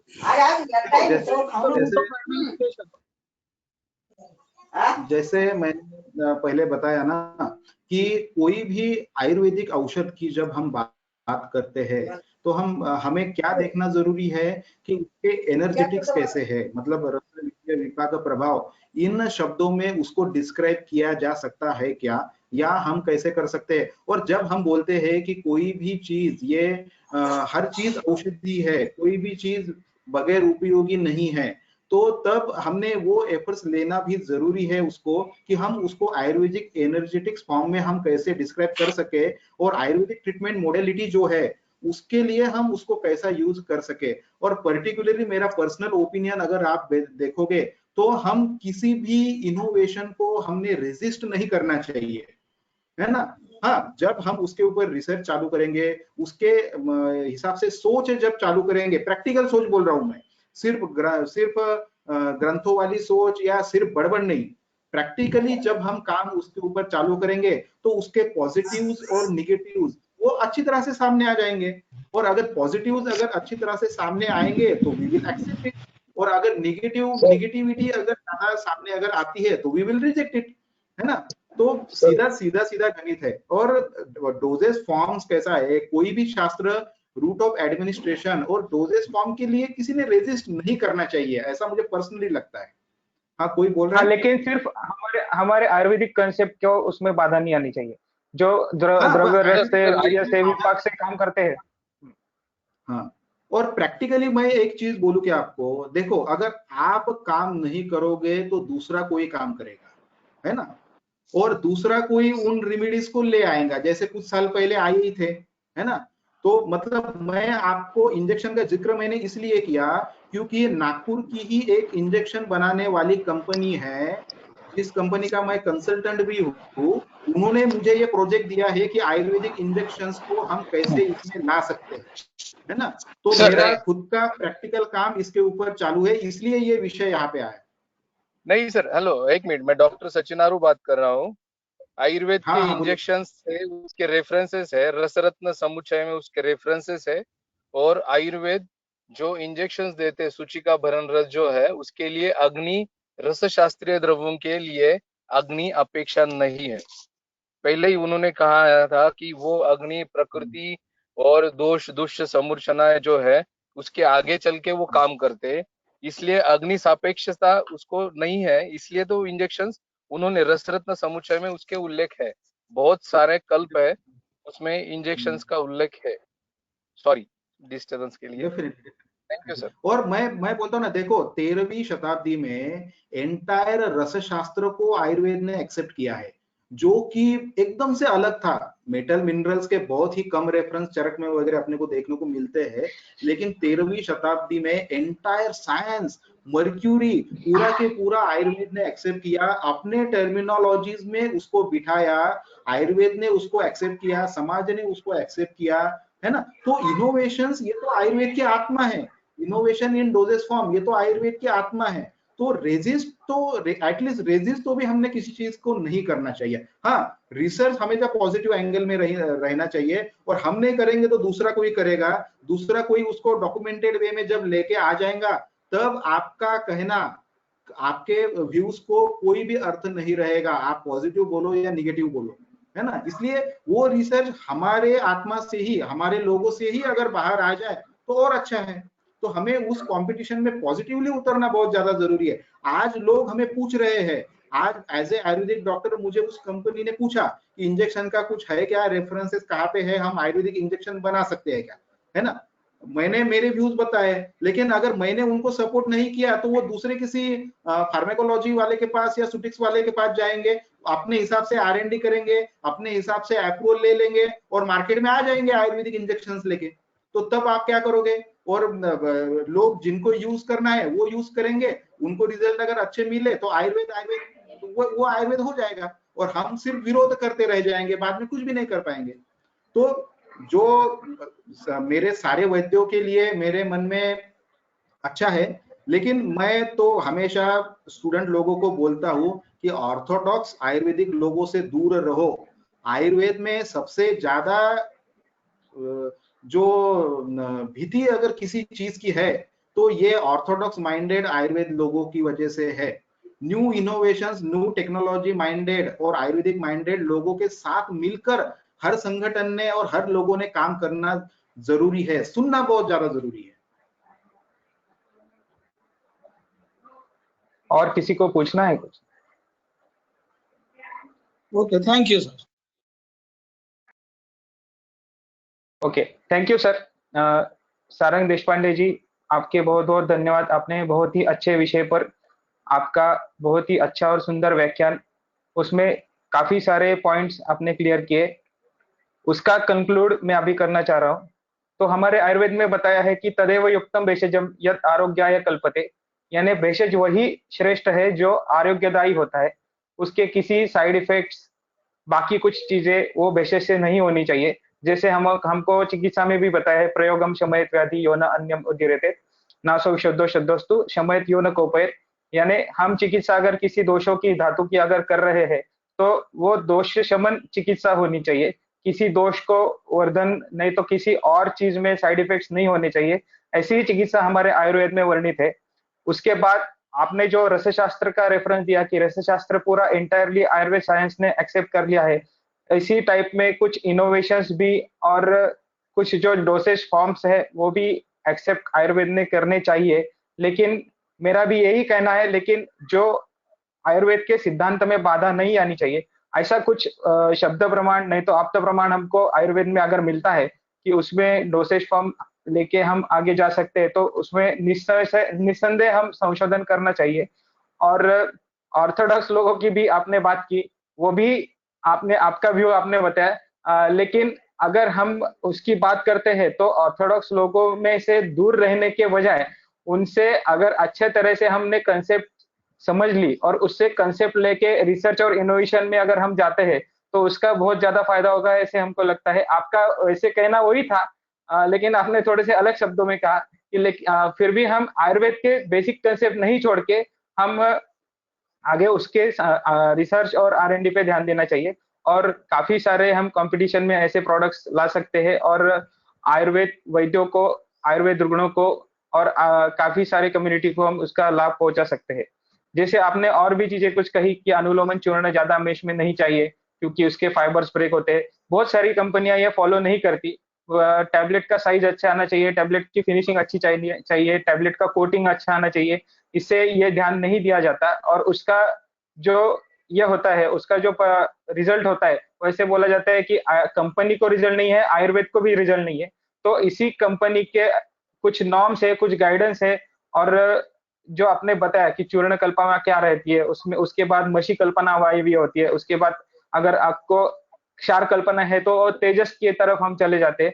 तो इस कंसेप्ट का बाकी के कंपनी ने भी ध्यान रखना चाहिए। और हम जब आयुर्वेद में प्रैक्टिस करते हैं तो हम चूर्ण कैसे यूज करते हैं, किस चीज के लिए यूज कर सकते हैं, और किस चीज के लिए यूज करने के लिए उस चूर्ण का साइज भी क्या चाहिए, वो भी इतनी छोटी छोटी चीजों पे हमको अभी ध्यान देना जरूरी है। और काफी अच्छी बातें सारंग सर ने बताई। मैं कॉलेज की तरफ से, हमारे मैनेजमेंट की तरफ से, होडगर सर की तरफ से, प्राचार्य संजीव लोखंडे सर की तरफ से, और हम सभी तरफ से आपका आभार प्रकट करता हूँ। धन्यवाद सर। अगला जो कुछ आभार प्रदर्शन है वो उसके लिए मैं वैद्य मयूरी ढवळे को निमंत्रित करता हूँ आभार प्रदर्शन के लिए। धन्यवाद sir. Okay, good afternoon to all. I'm here to say thank you to our eminent speaker, Dr. Saranga Deshpande sir, for all the valuable knowledge he shared with us in this present time. Also, I want to say thank you to our honorable speaker on behalf of the organizing committee, Ashwin Rural Ayurved College, and our honorable principal, Dr. Sanjeev Lokhande sir, chairperson, Dr. Sriranga Chapekar sir, and organizing secretary, Dr. Karuke sir. Further, I extend my thank you to all the attendees who attend the seminar, and thanks to all the people who have directly or indirectly helped to make the seminar successful. Thanks to all. Thank you so much. Thank you very much. Thank you, sir.